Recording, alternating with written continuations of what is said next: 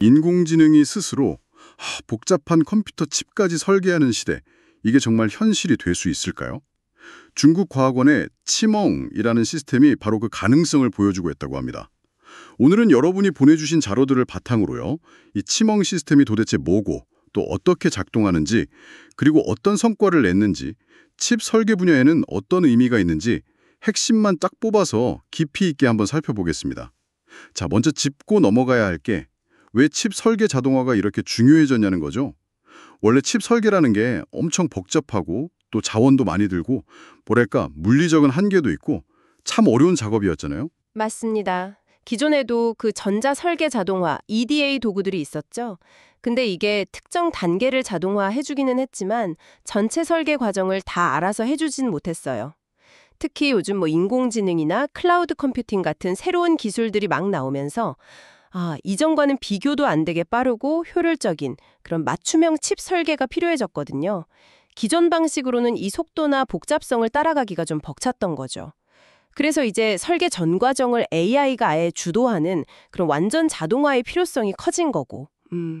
치멍은 바로 이 지점을 파고든 기술이라고 볼 수 있습니다. 아, 그렇군요. 그럼 그 치멍은 이 복잡한 문제를 어떤 식으로 해결하고 있는 건가요? 들어보니까 구조적으로 3개 계층으로 이루어져 있다던데요. 네, 맞아요. 핵심 기술은 가장 밑단에 있는 대규모 프로세서 칩 모델, LCPM이라고 부르는 건데요. 이게 일반적인 거대 언어 모델 LLM하고는 좀 다릅니다. 오직 칩 설계 데이터에만 특화돼서 학습을 해요. 중요한 특징은 텍스트 설명뿐만 아니라 회로도 같은 그래프 형태의 데이터까지 이해하고 생성할 수 있다는 점입니다. 이게 다중 모드, 그러니까 멀티모달 능력이죠.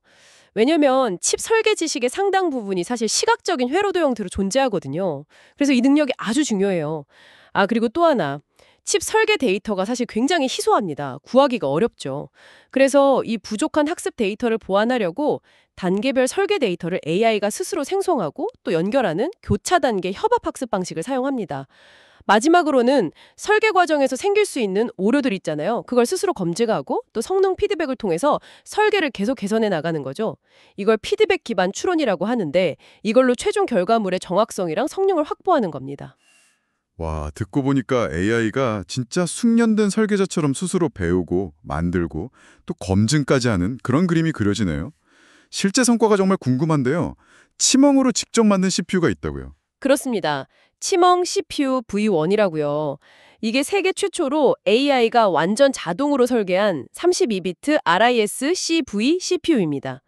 정말 놀라운 점은요. 단 5시간 만에 전체 설계를 끝냈다는 거예요. 5시간이요? 2도 나왔는데 이건 한 단계 더 나아가서 세계 최초로 자동 설계된 슈퍼스칼라 프로세서입니다. 1700만 게이트 규모고요. 성능은 2010년대 스마트폰에 많이 쓰였던 ARM 콜텍스 A53 코어랑 비슷한 수준까지 올라왔습니다. 와, 단 5시간 만에 설계를 완료했다니 이건 단순히 속도 개선을 넘어서는 거네요. 어쩌면 맞춤형 칩 개발의 경제성 자체를 바꿀 수도 있겠는데요. 근데 이게 하드웨어뿐만 아니라 관련 소프트웨어 설계까지 자동화한다고요? 맞습니다. 사실 칩이라는 게 하드웨어만 덩그러니 있어서는 작동할 수가 없잖아요.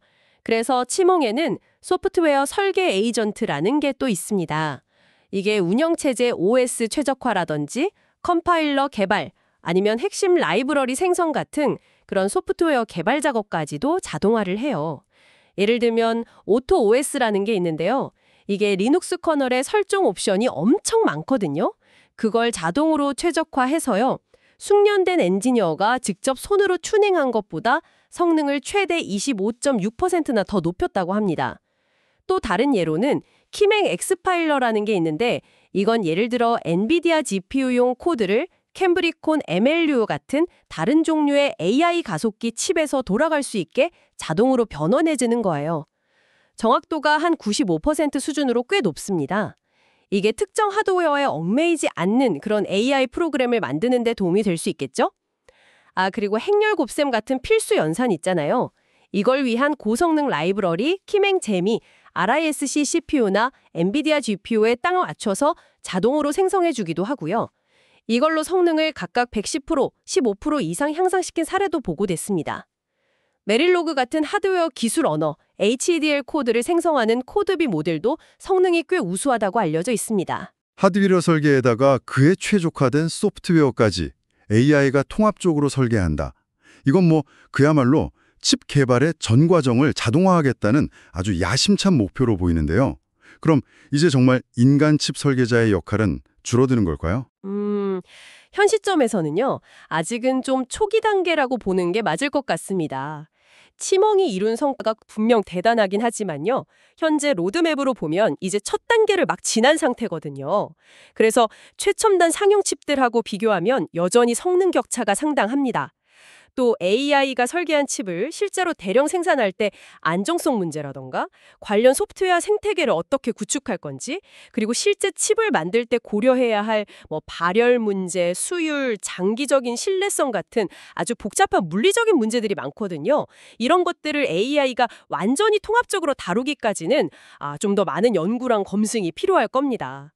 기능적인 정확성은 어느 정도 확보했지만 시장에서 통할 만한 그런 상업적인 수준의 완성도나 최적화는 아직 과제로 남아있는 셈이죠. 기술적인 과제 외에 혹시 그 서구 기업들이 주도하고 있는 EDA 도구 시장 있잖아요.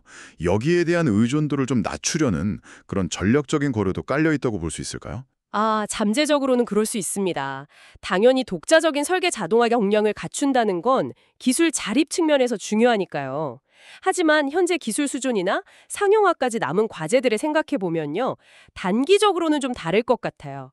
그러니까 기존의 아주 복잡한 첨단 칩 설계를 완전히 대체한다기보다는 특정 용도에 특화된 칩을 아주 빠르게 설계한다거나 아니면 기존 설계 과정의 일부를 도와주는 역할, 보조하는 역할에 더 가까울 것으로 보입니다. 완전한 자립이라든지 시장 판도를 바꾼다고 말하기에는 아직 넘어야 할 기술적, 상업적 허들이 좀 많다고 봐야겠죠? 네, 정리를 좀 해보면요. 치멍 시스템은 AI가 칩의 하드웨어 설계부터 시작해서 소프트웨어 최적화까지 전 과정을 자동화하는 그런 미래를 향한 아주 중요한 진전을 보여준 것 같습니다.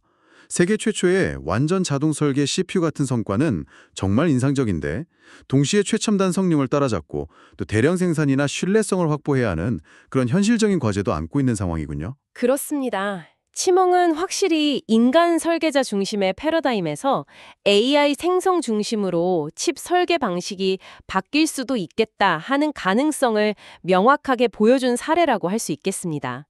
비록 아직 초기 단계고 넘어야 할 산도 많지만요.